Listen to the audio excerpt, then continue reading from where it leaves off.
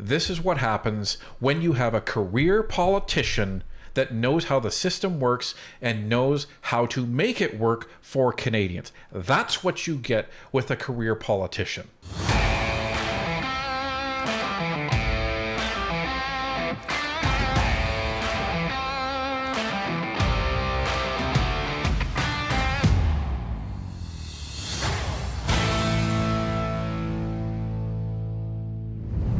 I was mentioning before that we were going to look at doing a video on a couple of the ads that Pierre put up, because they're so good, like so good. So you may have seen these, but if you haven't, this is the new messaging that came out right before the election, and this is phenomenal. This is exactly what I was hoping that the Conservatives would actually come out with. So here's the first one. And this is about the Ring of Fire.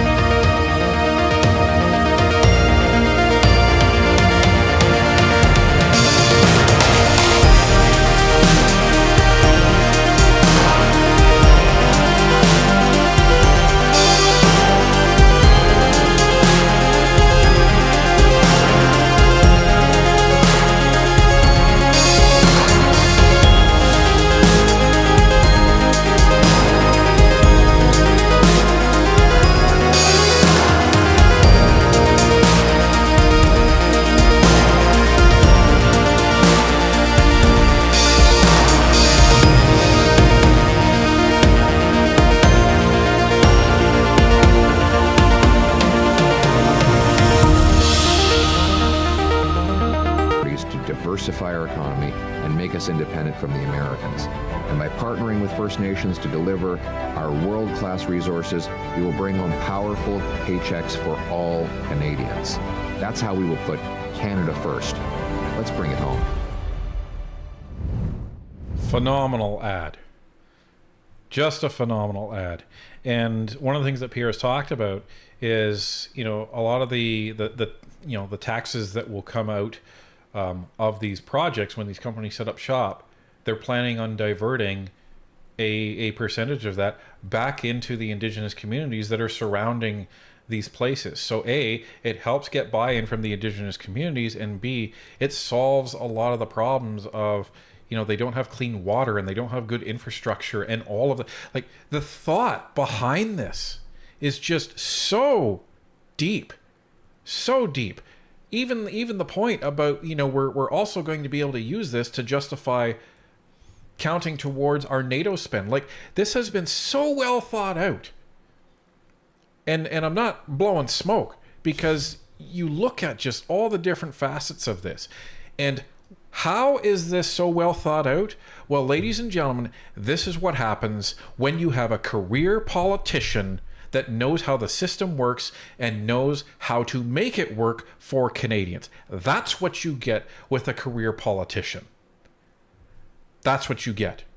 If you want to go and get brain surgery, you don't get a drama teacher to give you that brain surgery. You get a brain surgeon that's done it for 20 years and is the best in his field. So that's what you get. Now, here's the next one, and I like this one even more. Canada should be the richest country in the world. We have the second biggest landmass in the world, the third biggest proven oil reserves, sixth biggest lithium reserves, the biggest uranium and potash reserves, 154 million acres of farmland, and 4 coasts that are either on or leading to tidewater. We have an abundance of energy for data centers and cold weather to cool them down. We have 41 million highly educated, brilliant people ready to get it done. So why aren't we the richest country in the world? The answer? Gatekeepers. We can't get out of our own way. It takes more than 17 years to get the average mine approved and built in Canada. We have the second slowest permits in the OECD. In the first 5 years of this Liberal government, $176 billion of resource and energy projects were canceled, mostly due to government obstacles and rules. These projects would have made us more self-reliant and less dependent on the United States. There's the Energy East pipeline that would have brought 1 million barrels of Western oil to New Brunswick every single day. The company canceled the project after spending $1 billion on getting it approved after the Liberal government suddenly changed the environmental rules. Another project, the Northern Gateway, would have brought Canadian oil from Alberta to the Pacific and on to Asia. Justin Trudeau vetoed that one, a decision Mark Carney endorsed in testimony at a parliamentary committee not long afterward. Do you support the Prime Minister's decision to veto the Northern Gateway pipeline, Mr. Carney? I understand the veto of the Northern Gateway pipeline. You support it? But I think it is sensible. I wasn't involved in the decision, but I think it was the right decision. Carney opposed pipelines in Canada while his company bought pipelines in the Middle East and Asia. It's clear that this is not about the environment. If it were, you'd be consistent and you'd oppose fossil fuels everywhere. But you're happy to profit off of foreign fossil fuel companies while killing jobs among our own people. Radical liberal keep it in the ground ideology opposes Canadian resources while supporting dirty foreign oil. Most of all, C-69, the liberal no new pipelines law, makes it effectively impossible to get any project approved. The consequence is that the U.S. gets 97% of our oil exports and 100% of our natural gas exports. Because we can't sell to anyone else, the Americans rip us off. They pay $63 a barrel for our oil, while the world price is $76. They pay $4 per million British thermal units, while the price in Europe is $15. Here's a simple equation for our liberal friends. When you sell something for $4 that is worth $15, you get really poor really fast. And because we do not have an east-west pipeline, the oil Quebec buys from Alberta must run through American pipelines, meaning they could cut us off from ourselves at any time. Enough. Let's build Canada again. It's time to put Canada first. It's time to bring home our jobs, energy, and economic sovereignty. And that is what my Bring It Home economic plan will do. And so today I'm introducing the Canada Shovel Ready Zones. Canada Shovel Ready Zones will be areas already permitted for construction. Here's how we'll get it done. First, we will identify a spot that makes sense for, say, a power station, LNG plant, pipeline, or other major project. Second, we'll make sure it is a safe place that won't harm people or the environment. Third, my government will work with other levels of government to lock down the zoning and permits in advance. Fourth, we'll offer pre-permitting before even getting an application, so that permits could be published online with a checklist that businesses would have to complete in order to protect nature and people. Then, businesses could buy the land, move in, hire people, and build, knowing they already have the permits. Let me be clear about this. It's not that the permits will simply be faster, it's that they'll be already done. So think of an area that we identify that is perfect for liquefying and exporting gas. We would publish a permit online with the normal safety and environmental requirements. And then companies could come in immediately, buy the rights for it, and begin building, hiring local First Nations and other Canadians to generate the paychecks in order to liquefy that gas, ship it off to Asia in order to break Asian dependence on coal, or send it off to Europe to break European dependence on Russian gas, turning dollars for dictators into paychecks for our people. We'll unleash hundreds of billions of dollars of investment in power plants, nuclear energy, mines, pipelines, data centers, and much more. These places will be humming with the sounds of construction equipment, as you will see hardworking and talented Canadian workers going around doing the job and expecting big, beautiful six-figure paychecks to fill their bank accounts. Welders, boilermakers, pipe fitters, miners, and factory workers will be able to spend those paychecks at local restaurants and other businesses, creating even more powerful paychecks.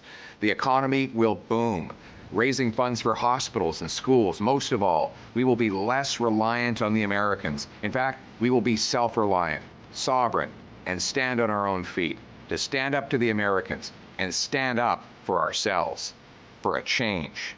And we will restore Canada's promise that hard work gets you a great life in a beautiful home, on a safe street protected by solid borders and brave troops under a proud flag.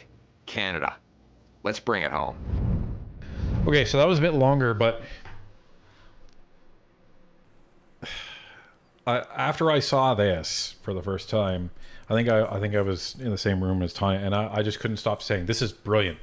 Like, legit brilliant. I'm not saying brilliant as in, wow, that's kind of nice. No, this is literally super smart. So if you didn't catch what he means, so right now, companies will go around and they'll do surveys and they'll be like, oh, this looks like a neat spot to build a mine or to build, something. Yeah, they'll take samples or whatever and be like, oh, there might be an ore vein here. Right. This is where we want to start our mine. And then it takes sometimes up to 25 years to start a mine.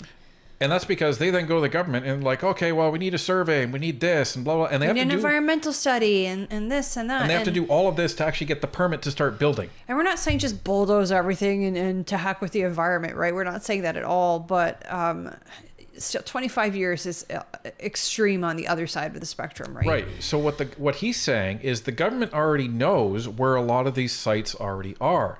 So the government will take the lead in doing the assessment, doing the survey, and taking responsibility of this is where you will be able to actually build your stuff, and this is where it's going to be permitted. And then they publish these sites for bid. Right. I was going to say, and that's going to be the brilliant part of it, because as a builder or whatever term you want to use, entrepreneur, if you come into this and you're like, okay, well, maybe there's a gold ore mine here or gold ore here that we can mine.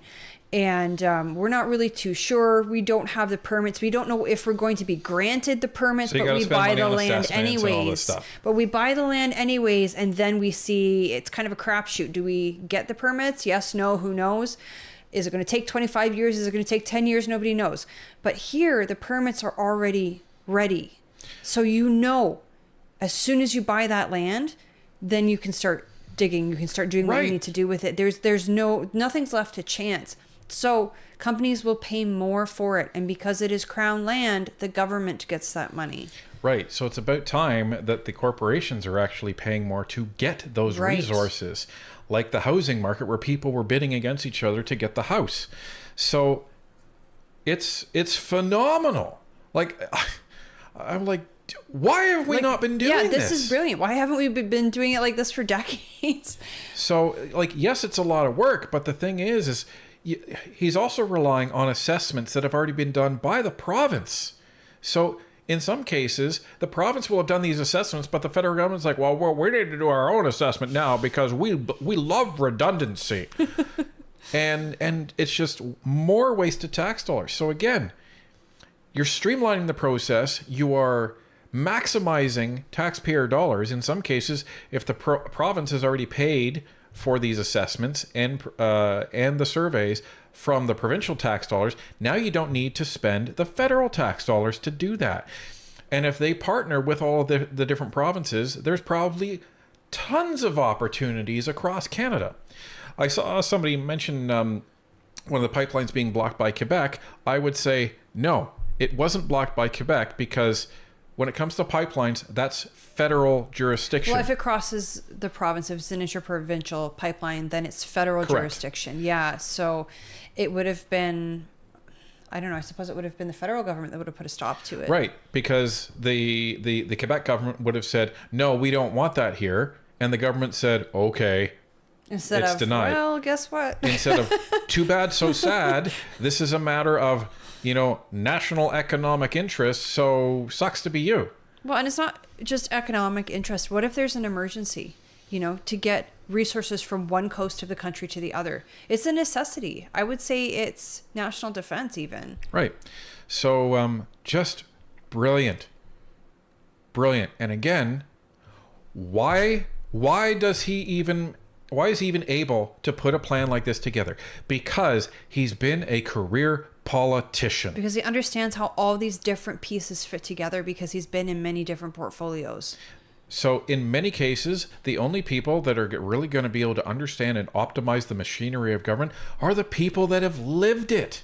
You know where the problems are and you know how to navigate around them, or you know how to eliminate them. So I just got to say, if these two ads are just a snippet of what's to come, hats off to Pierre, man, and his team, because these are exactly the type of messaging that we need. There's some criticism in there for Mark Carney and the Liberals, but the latter half of both of them is nothing but hope and optimism and plan, and not fluff. It's not fluff. It's solid plan that you can follow and you can see happening. So, hats off, because that is just it gives you hope. It gives you hope. And that's what we need in this country is hope. We need hope and we need healing. And honestly, I think Pierre Poilievre is going to be the man to bring that to this country. And just imagine the amount of money and new revenue coming into the economy and Canada that is going to come out of all of these major projects. Canada is officially open for business if we can get this over the finish line in the election. So make sure you get out and vote.